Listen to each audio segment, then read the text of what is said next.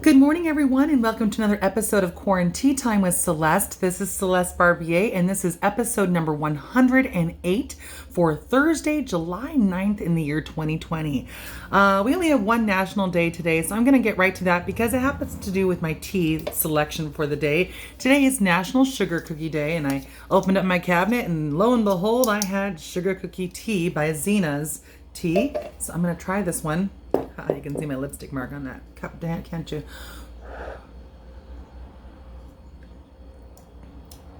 It smells like a sugar cookie, but I'm not getting a lot on the taste. But that's maybe because I don't add any sweetener to this or anything. So it's just a plain old tea. But there's something that's got to be sugar cookie about it, right? Very, very subtle. Very subtle. But it's a good tea. I like subtleties still. Subtleties, get it? Okay, so I have a lot of birthday quotes today. Since we only have the one national day, I decided to do a few extra birthday quotes.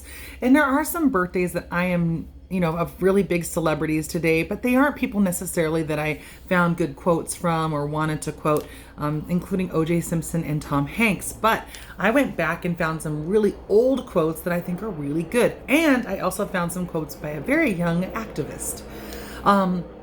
Starting in 1889, I have Don Herald, who is a writer and humorist. He said, "It takes a lot to prove you are smart, but only one thing to prove you are ignorant." Don't we see that a lot? We see people all the time nowadays, especially because we have Twitter and social media, and people can actually show off how ignorant they are just by stating opinions all day long, every day, right? So we have people that have worked a lifetime to get where they are, to establish themselves, to get the prestige and the credibility and the clout and the education that they needed to achieve certain things, but they write one thing that shows us, maybe this guy shouldn't be given such a huge platform despite whatever education and abilities they've had, it can bring the whole thing crumbling down. But that's just how this world works today. In some ways it's good, in some ways it can be bad, because sometimes ignorance can be overcome. People just don't wake up and know everything that they need to know about the world. And sometimes I hope that in these cases where people post something very ignorant, that it can be a learning opportunity so they can come back and say, hey, look, when I posted this, I wasn't aware. Now I've been made aware. I understand why this was hurtful. And then they can come out and maybe hopefully regain some of the credibility that they had lost.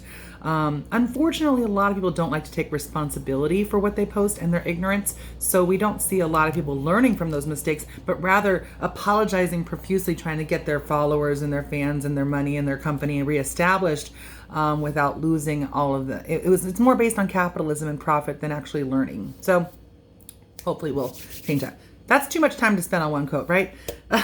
It takes a lot to prove you are smart, but only one thing to prove you are ignorant. Dorothy Thompson, she said, she's a journalist from 1893. She said, "Peace is not the absence of conflict, but the presence of creative alternatives for responding to conflict, alternatives to passive or aggressive responses, alternatives to violence." All it takes is a little bit of creative thinking. Not everything needs to be resolved with a punch in the face or a gun. There's just a lot of other ways to solve issues. Conflict is, I think that's the most basic response you can have, is to resolve conflict with war and with violence. That's just a very basic human response, but it's not the ultimate end game of what peace is about. John Archibald Wheeler, he was born in 1911. He was a physicist, and he was very involved in nuclear fission. He said, "We live on an island surrounded by a sea of ignorance." This seems to be a key word today. "As our island of knowledge grows, so does the shore of our ignorance." That's just, you got to keep educating. You got to keep learning. There's going to be new facets. The world is constantly evolving, and so should we. If you haven't found something strange during the day, it hasn't been much of a day. I liked that quote. I always look for something strange or unusual when we're driving around or just in my home, or even my bird. He offers me a lot of strange and unusual experiences. So I liked that one a lot. Jimmy Reid, he's a Scottish activist from 1932. He said, "From the very depth of my being, From the very depth of my being, I challenge the right of any man or any groups of men in business or government to tell a fellow human being that he or she is expendable." essential workers, that kind of thing. Like, nobody's expendable. We need to take care of one another. This is important stuff. We got to take care of each other. All right, and other ways too. Nobody's expendable. And then this is my young guy. I got one young guy here. He's still around. He should be around. His name is DeRay McKessen. He was born in 1985. He's from Baltimore, Maryland. He is a Black Lives Matter activist. So he is a young guy. And actually I touched on this in my very first quote. He said, "You're not born woke. Something wakes you up." Okay? And I think that's a really important thing to focus on, is that not everybody knows what to say or how to word things. But the thing is, they need to start listening. And when people say, "Hey, that's kind of ignorant what you said," instead of being having that knee-jerk reaction of getting on the defensive, go, "Well, what was about it?" Try to have it explained.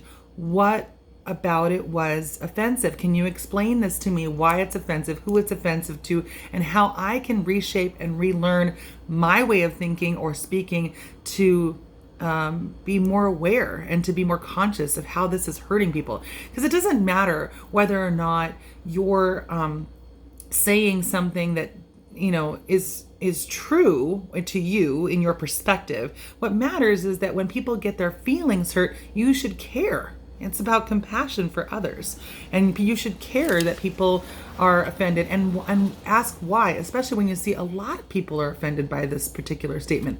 There are reasons why. So educate yourself and don't be like, "Well, that's just how I feel." That's not evolving. That's not becoming a better person.